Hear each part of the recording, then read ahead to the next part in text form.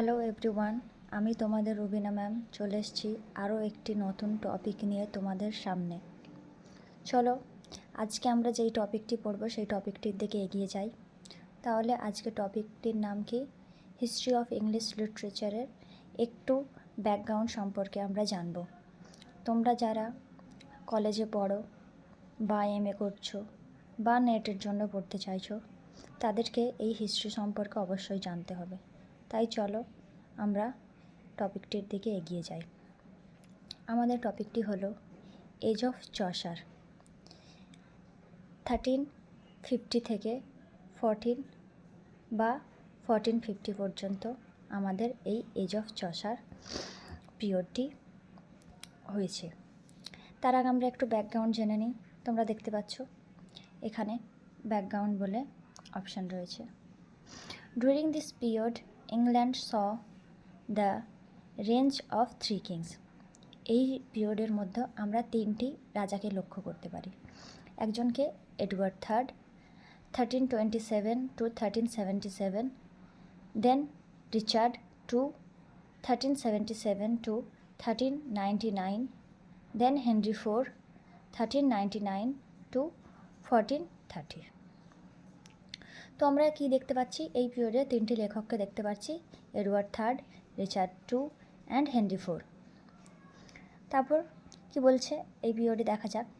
The period also witnessed the 100 Years' wars. এই যে পিরিয়ডটা, এখানে 100 বছরের যুদ্ধ দেখা যায়। অর কি বলছে এখানে? Protected conflict between England and France. তাহলে কি বলা যাচ্ছে? এখানে দেখা যাচ্ছে যে ইংল্যান্ড ও ফ্রান্সের বিরুদ্ধেকার যে লড়াই, সব কিছু আমরা এই পিরিয়ডের মধ্যে দেখতে পাই। আর কি আমরা দেখতে পাচ্ছি? There was also a remarkable demographic change. এখানে কি ডেমোগ্রাফিক মানে কি বলা হচ্ছে? রাজনীতি নিয়ে কিছু বলছে। তো এখানে সেই প্রকার চেঞ্জ দেখতে পাচ্ছি। Caused by the plague epidemic known as the black death. তাহলে এই পিরিয়ডটাকে আমরা বা এই সময়টাকে আমরা ব্ল্যাক ডেথও বলতে পারি। এই সময়টা বলতে কোন সময়টা? 1348 to 1349, 1348 থেকে 49, which probably carried always about 1/3 of the population of England. 1/3 population কিন্তু এই সময় মারাত্মক দিকে চলে গিয়েছিল। তাই এটাকে আমরা ব্ল্যাক ডেথ বলে চিনি।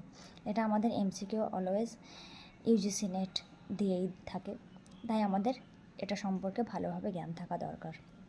The Black Death leads to a terrible shortage of laborers and changed relations between laborers, culminating in the Peasants' Revolt of 1831। তাহলে আমরা জানি 1831 কি চাষিদের একটা বিপ্লব ঘটেছিল। তো এই বিপ্লবটার কথা এখানে বলা হয়েছে। This period also famous for the beginning of Scottish literature. এই পিরিয়ডেই কিন্তু স্কটিশ লিটারেচারের আবির্ভাব আমরা দেখতে পাই। The standardization of English also took place. তাহলে ইংলিশের যে একটা জায়গা আছে, ইংলিশের যে একটা স্টেজ আছে, সেটা কিন্তু আমরা এই পিরিয়ডের মাধ্যমেই দেখতে পাই। বুঝতে পারলে? তাহলে এই পিরিয়ডের লিটারেচারের দিকে এগিয়ে যায়। লিটারেচার কি আছে এই পিরিয়ডে? The literature of this period May divided into 2 groups. দেখো এইখানে কিন্তু লিটারেচারকে দুটো গ্রুপে ভাগ করা আছে। একটা পোয়েট্রি বা পোয়েটস, একটা প্রোজ বা প্রোজ রাইটার্স।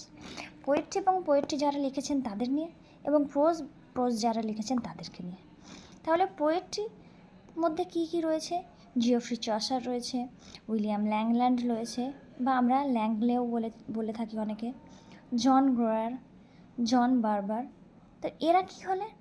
এরা হলেন যারা পোয়েট্রি লিখেছেন, তাই এদেরকে কি বলা হয়? পোয়েটস বলা হয়। আর একদিকে কি আছে? প্রোজ আর প্রোজ রাইটারের মধ্যে স্যার জন ম্যান্ডেভিল, জন ওয়াইক্লিফ, স্যার থমাস ম্যালোরি। তাহলে আমাদের এখানে দুটো ভাগ আমরা দেখতে পাচ্ছি। দেন চলো আমরা নেক্সটটার দিকে এগিয়ে যাব। তাহলে ফার্স্ট আমরা কি দেখব? চসারের পিরিয়ড। চসারের বলতে কি 1340 থেকে 1400 সাল পর্যন্ত। চসার যে পোয়েমগুলো লিখেছেন, আমরা একটু আগেই দেখেছি যে চসার মানে কি পোয়েটস। এই পিরিয়ডের যে পোয়েটস আছে তার মধ্যে চসার হলেন এক অন্যতম।